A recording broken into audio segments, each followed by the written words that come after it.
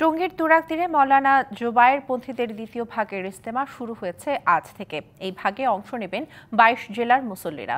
রবিবার প্রথম ভাগের আখেরি মোনাজাতের পর দ্বিতীয় ভাগের মুসল্লিরা আসতে শুরু করেন ইজতেমা ময়দানে।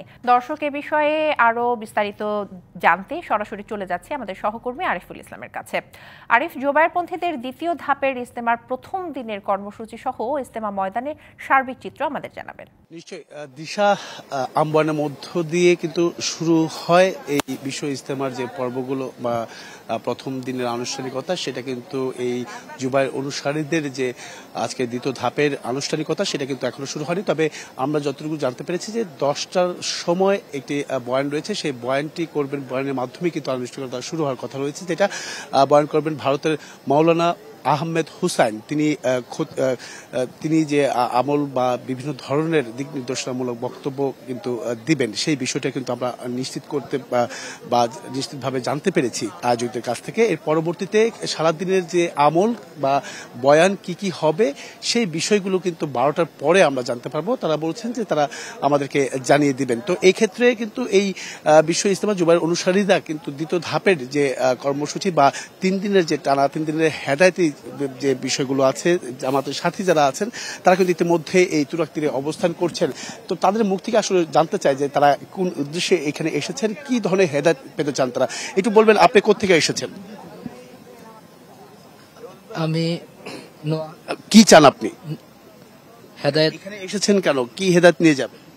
হেদায়েতের উদ্দেশ্যে এসেছি। আমি এখান থেকে হেদায়েতের উদ্দেশ্যে ফিরে যাব। এখান থেকে আমি কিছু একটা করে যাব।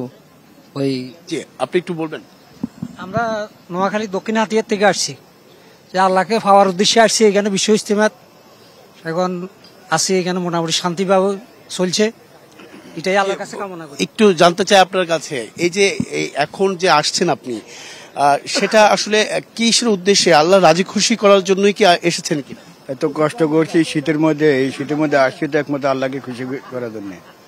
এখন যদি আল্লাহ যদি আমাকে যদি হেদায়েতের দেয় তাইলে আসি আর কি।